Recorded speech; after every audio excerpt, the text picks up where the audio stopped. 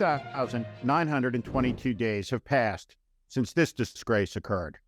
Donald Trump's descent into the bowels of Trump Tower on his escalator, announcing his candidacy for the presidency of the United States.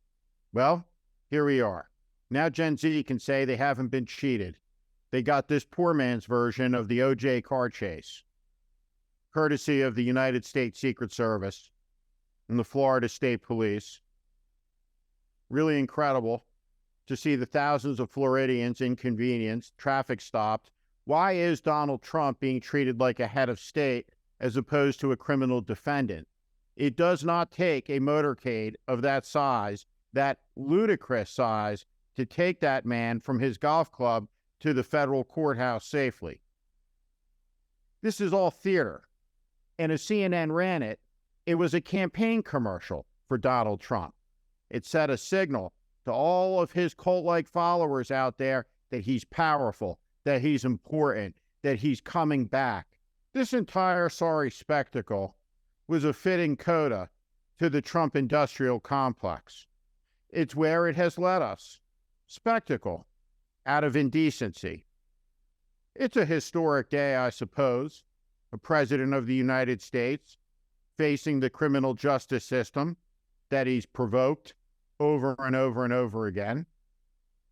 There he sat in front of a federal magistrate, Donald Trump, the former president, in the custody of the Federal Bureau of Investigation and the federal marshals for his alleged crimes. What are those crimes, and why should we care? Well, all over Mar-a-Lago, he had carelessly stored the country's most important military secrets. Donald Trump desecrated his oath of office and his responsibilities and betrayed them. He would not return these documents, and so Donald Trump has brought this on himself.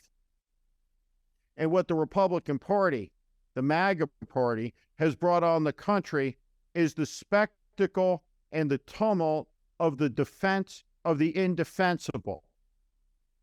Donald Trump went into a Cuban restaurant, Versailles, in Little Havana. It's an iconic and historic place. Let's look at the images, and let's watch Jake Tapper's reaction. Serious national security laws, and then obstructing and refusing to cooperate with the FBI. Yeah, whatever this spectacle is that's unfolding before us, let's remember what this case is about. Let's remember what this indictment charges. Again, Donald Trump is charged with a series of federal felonies for mishandling the most sensitive government documents that we have and for obstruction of justice, along with Walt Nauta, who is charged with intentionally setting up lies to the grand jury, to the FBI. Any way you look at this, and again, despite whatever may be going on in that restaurant, this case isn't going to be settled legally in a cafe. It's going to be settled in the court based on the facts and law. The folks in the control room, I don't need to see any more of that. He's trying to turn this in. He's trying to turn it into a spectacle, into a campaign ad. That's enough of that. We've seen it already. I have a better idea. Don't look away. Keep the cameras on him. Understand what we're watching. Process it. Digest it. Are those people enthralled with his celebrity? They want a picture for the Instagram account? Are they his cultists? Will they be the jurors who acquit him? Who knows? But at the end of the day, looking away isn't the answer. Looking away is how we got here. The Washington Post has proclaimed for years, falsely, that democracy dies in darkness. It doesn't die in darkness. It dies in the plain light of day. And apparently, it goes to Versailles, in Little Havana, to die, because that's what we're seeing. What we are seeing is a lazy, slothful people rallying to the lowest and most vile of men. Let's watch Dana Bash question Ken Buck of Colorado. Given the allegations, you just discussed some of them, the specifics of the way he allegedly mishandled classified information, would you feel comfortable with Donald Trump as president again? Well, I would not feel comfortable with a convicted felon in the White House. So we'll see how the case plays out, and we'll see how the evidence is presented and what the defenses are. But Let's just look at Donald Trump's words in 2016. He said that Hillary Clinton was unfit for the White House because of the way she handled classified information.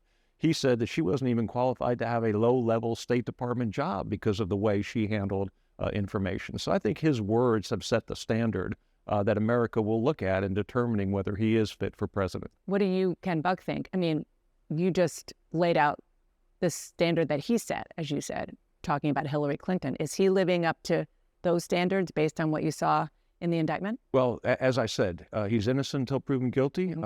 After the trial, if he is convicted of these charges of mishandling this information, of knowingly concealing his actions, I don't think, or I certainly won't support a convicted felon for the White House.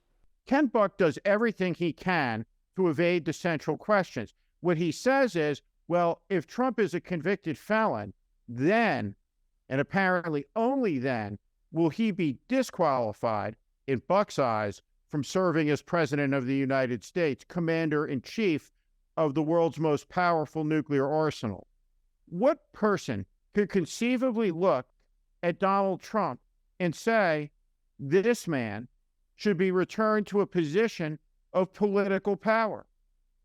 No, sir. Don't look away. Jake Tapper couldn't conceivably be more wrong about that.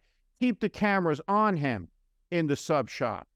Look at all of the happy people. Look at the grotesquerie playing out on television. We have turned our politics into a freak show, right down to the musical scoring. CNN has long hyped its debates into MMA-style martial combat. The overhyped announcement voices promising conflict, conflict, and more conflict. What they sold was contempt, and they made billions from it. Understand this about this moment. The only people who can save America are the American people. If we continue to elect the very worst people from amongst us, we will lose the greatest experiment and most noble in all of humanity's history. The United States of America is the before and after moment in the story of civilization.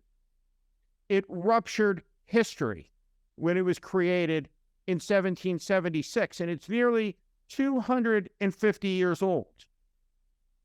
We traveled a good long way down the road before we saw an American president charged in a court for violating the laws that it was his privilege to uphold. The greatest honor the American people can possibly bestow is the office of the President of the United States on one of their fellow citizens for a short while, to be the steward of George Washington and Abraham Lincoln's office, a custodian, where they turn it over and continue the peaceful transition of power and the American story along with it. What Donald Trump has done is inexcusable. And we know enough of the facts to know what he has done. For sure, his handling of these documents is in and of itself utterly disqualifying. Today, Donald Trump was arrested. And then he went out for sandwiches. And Jake Tapper, defending the journalistic integrity of the network that staged a propaganda rally for him a month ago, said, we didn't need to see any more. That's not the job of journalism. The job of journalism is to show the American people what is happening. And what was happening in that restaurant was a vivid and perfect illustration of what's happening to our country. It's being consumed by a carnival, by a sick joke that won't stop rolling along. No, sir, don't look away. Keep your eyes on the screen, in the sandwich shop. We better face this as a country, or we're going to lose something fundamental for our children. Thank you for watching. Make sure you subscribe to our channel so you never miss a video. Also, for more content just like this, please consider joining our Warning Premium community. You can find out more in the description below.